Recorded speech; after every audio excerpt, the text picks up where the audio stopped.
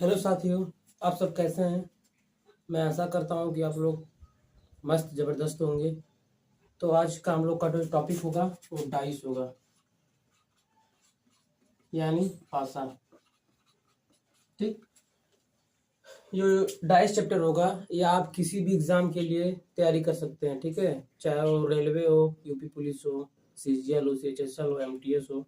ये बहुत ही important chapter है, जिससे कि 1 से 2 क्वेश्चन हर शिफ्ट में पूछे जाते हैं। ठीक है दोस्तों। तो तो यदि आप इस चैनल पर नए होंगे तो प्लीज़ सब्सक्राइब कर दीजिएगा। चैनल को लाइक कर दीजिएगा वीडियो को, और ज़्यादा से ज़्यादा लोगों में शेयर करिएगा। ठीक है दोस्तों। तो डाइस आपको बार बार नहीं पढ़नी है, एक बार पढ़िए, अच्छे से पढ़िए। मैं दावा करता हूँ कि इस वीडियो में आपको डाइस से रिलेटेड इतने अच्छे से आपको कॉन्सेप्ट क्लियर करा जाएगा कि फिर आपको ज़िंदगी में कभी डाइस पढ़ना नहीं पड़ेगा। ठीक है दोस्तों। तो आप अच्छे से पढ़ लीजिए, पूरा वीडियो देख कर जाइएगा। ठीक है। मैं आशा विश्वास पूरा करता हूँ कि आपको फिर इसके बाद जिंदगी में कभी डाइस से चैप्टर पढ़ना नहीं पड़ेगा। ठीक है। तो डाइस होता है, जो पासा होता है वो मुख्य रूप से पहले कितना बड़ा 2 प्रकार के पासे होते हैं। ठीक। पहला जो होता है वो होता है सामान्य पासा। सामान्य पासा, जिसको कि हम कहते हैं जनरल डाइस। ठीक। जो दूसरा होता है वो होता है मानक पासा। कौन सा पासा? मानक पासा, जिसको कहते हैं स्टैंडर्ड डाइस। कौन सा डाइस?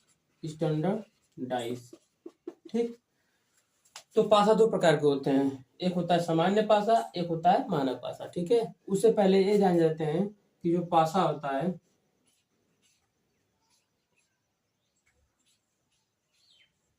इसके छह इसके क्या होता है, 6 फेस होते हैं। ठीक है। 3 फेस तो दिखाई देते हैं, बट 3 फेस नहीं दिखाई देते हैं। क्यों? क्योंकि वो उसके पीछे ढके हुए होते हैं। ठीक। तो सबसे पहले हम लोग जान गए कि डाइस डाइस के होते हैं कितने? 6 फेसेस। ओके, 6 फेसेस, जिनमें से 3 फेस दिखाई देते हैं और 3 फेस एकदम नहीं दिखाई देते हैं। ठीक, पीछे होते हैं। ठीक। अब जानते हैं कि जो सामान्य पासा होता है और जो मानक पासा होता है, इन दोनों में अंतर क्या क्या होते हैं। ठीक है। तो जो जनरल डाइस होगा, ठीक, तो जो जनरल डाइस होगा,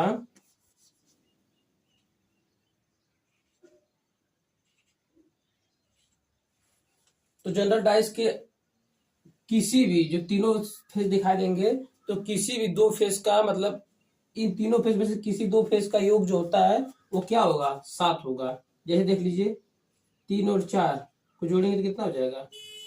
7 होगा ना। मतलब क्या? ये है जनरल डाइस, सामान्य पासा है। ठीक है।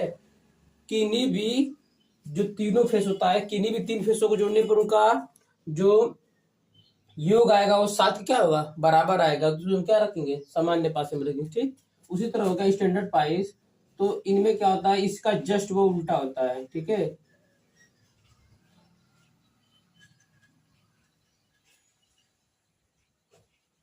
इसका उल्टा होता है, मतलब इसके किसी भी आप 2 सरफेस को जो दिखाई दे रहे हो, ठीक है, ध्यान सुनिएगा हमारे बातों को, जो दिखाई दे रहा है किसी भी अगल बगल के फेसेस को अगर आप जोड़ेंगे तो 7 के बराबर नहीं होता है। इसका योग क्या होगा? 7 के बराबर इज नॉट इक्वल टू 7। ठीक है।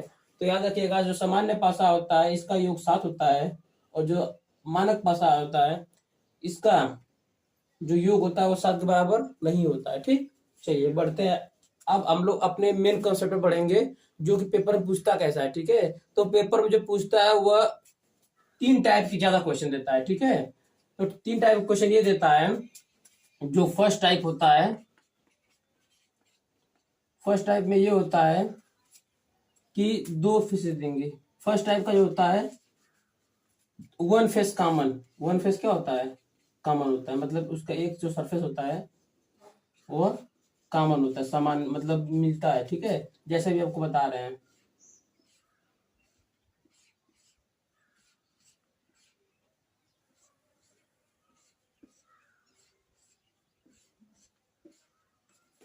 चलिए आपको बता रहे हैं, जैसे देखिए इसमें होगा 3, 2, 5। इसमें हो गया 1, 2, 4। ठीक।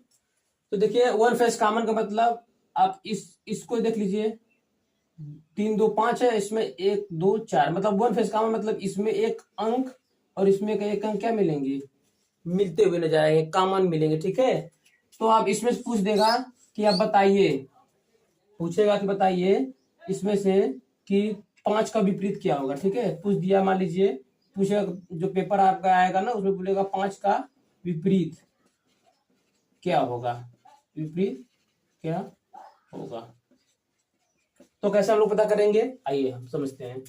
तो जो वन फेस कॉमन में दो पासे मिलेंगे, जिनमें से एक फेस कॉमन होगा, तो उसको पकड़कर हम लोग क्या करेंगे, क्लॉकवाइज डायरेक्शन में घूम जाएंगे। क्या करेंगे, क्लॉकवाइज डायरेक्शन में घूम जाएंगे। जैसे 2 है, 2 स्टार्ट है 2, फिर 2 के बाद क्या है 5, फिर क्या है 3। ठीक है दोस्तों, 2 5 3, उसके बाद यहाँ पर देखते हैं 2, यहाँ भी कॉमन 2, उसके बाद क्या है 4, उसके बाद क्या है 1। इससे आपको यह समझ में आ रहा है कि 5 का विपरीत क्या होगा, 4 होगा। 5 का विपरीत आप आंसर में टिक लगाएंगे 4 होगा। ठीक, और 3 का विपरीत 1 होगा, मतलब आप इससे सभी निकाल सकते हैं। और आपको पता होगा कि जो हम लोग लूडो खेलते हैं या पासा खेलते हैं, तो उसमें क्या होता है कि 1 2 3 4 5 6 ही अंक होते हैं। ठीक, जब 5 का विपरीत 4 हो गया, 3 का विपरीत 1 हो गया, 2 का विपरीत 2 कभी नहीं होगा। ठीक है, बचा क्या, 1 2 3 4 5 ले लेते, 2 का विपरीत क्या होगा 6 होगा। ठीक, इस तरह आप क्या कर सकते हैं कि तीनों अंकों का विपरीत निकाल सकते हैं। 2 का विपरीत 6 हो गया, 5 का विपरीत 4 हो गया, 3 का विपरीत 1 हो गया। चाहे इसको उल्टा भी बोल सकते हैं, 1 का विपरीत 3 है, 4 का विपरीत 5 है, 6 का विपरीत 2 है। ठीक है, तीनों वन फेस कॉमन में ऐसे वन फेस कॉमन वाले में हम सवाल को ऐसे करते हैं। ठीक, तो अगर आपको ये समझ में आया होगा तो आप लोग कमेंट बॉक्स में इसका विपरीत बताइएगा। एक आप लोग के लिए क्या होगा, यस डब्ल्यू होगा, या आप घर पर करेंगे। ठीक है, इसको आप कमेंट बॉक्स में जरूर आंसर दीजिएगा यदि आपको वन फेस कॉमन का कंसेप्ट समझ में आया होगा तो। 4 2 1 2 3 5, इसमें आप बताएंगे 3 का विपरीत। ओके, देखिए इसमें क्या है 2 2 कॉमन है। ठीक, जिसको आप करिएगा होमवर्क में। अब हम लोग बढ़ते हैं अगले क्वेश्चन पे।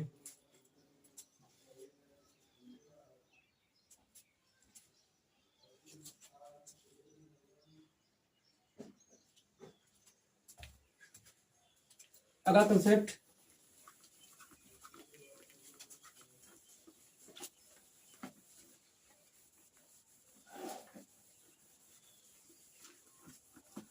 देखिए पहला टाइप तो हम लोग पढ़ लिए वन फेस कॉमन। ठीक है, दूसरा टाइप जो होता है वो होता है टू फेस कॉमन।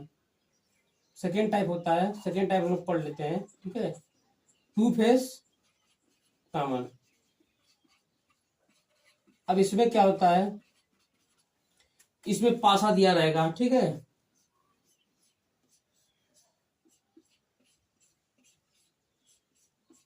ठीक, तो टू फेस कॉमन में क्या होगा कि इसमें दो फेस मिलते रहेंगे। जैसे 3 4 5, 3 4 6, तो इसमें पूछेगा, चलिए बताइए 5 का विपरीत क्या होगा, 5 का विपरीत पूछेगा। ठीक है, विपरीत फलक पर क्या होगा। ठीक, ये आपका आएगा क्वेश्चन, 5 का विपरीत क्या होगा। तो टू फेस कॉमन में ये होता है कि दो फेस क्या होते हैं, कॉमन होते हैं। जैसे देखिए 3 3 मिल गया, ओके, और 4 4 से मिल गया, तो 5 का भी जो बचता है वो उसका क्या हो जाता है, विपरीत हो जाता है। तो 5 का विपरीत क्या होगा 6 होगा। ये हमारा क्या हो गया, आंसर हो गया। ठीक, तो जो टू फेस कॉमन होता है बहुत ही सिंपल कंसेप्ट होता है। ठीक है दोस्तों, इस पूरे वीडियो को आप देख जाइएगा, आपको हम गारंटी दे रहे हैं, फिर आपको जिंदगी में कभी पास आउट पढ़ना नहीं पड़ेगा। ठीक है, आपको अच्छे से हमने कंसेप्ट पूरा क्लियर कराएंगे। ठीक, और हाँ, अगर वीडियो आपको पसंद आएगी तो प्लीज लाइक करिएगा, कमेंट करिएगा, जिससे हमें मोटिवेट मिलता है। ठीक है, चलिए आगे बढ़ते हैं। तो ये हो गया आपकी डीएसडब्ल्यू होगा, जिसको आप कमेंट बॉक्स में बताएंगे। ठीक है, ये कंसेप्ट आपको समझ में आया होगा। ये टू फेस कॉमन का था। ठीक है, जिसमें दो फेस कॉमन मिलते हैं, जिसमें से क्या होता है कि जब दो फेस कॉमन होता है, जो बचता है वो एक दूसरे क्या हो जाते हैं, विपरीत हो जाते हैं। तो ये आप कर आएंगे 2 5 6 2 6 4, तो 4 का विपरीत आप इसको बताएं कमेंट बॉक्स में, 4 का विपरीत। ठीक है, ये आपका हो गया एच डब्ल्यू के लिए। ठीक, बढ़ते हैं कॉन्सेप्ट नंबर 3। टाइप नंबर 3 होता है थर्ड टाइप में, जिसमें से होता है no face common. No face common, ठीक है। इसमें से कोई भी फेस क्या होता है, कॉमन नहीं मिलता है, ठीक है। नो फेस कॉमन में कोई फेस कॉमन नहीं मिलता है, ठीक।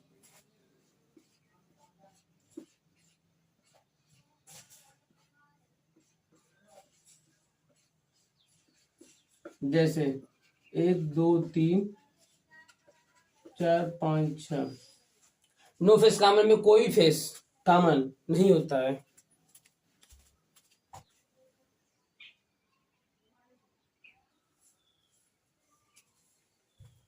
तो देखिए नो फेस कॉमन, ठीक है।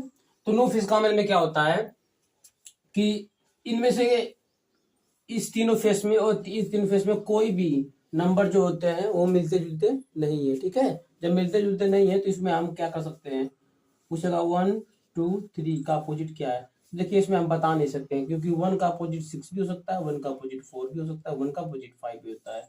तो कैन नॉट बी डिफाइंड, ठीक है। इसको हम ऑप्शन से करेंगे, लेकिन अगर इसमें ऑप्शन कुछ दिया रहेगा तो ठीक है। तो कैन नॉट बी डिफाइंड।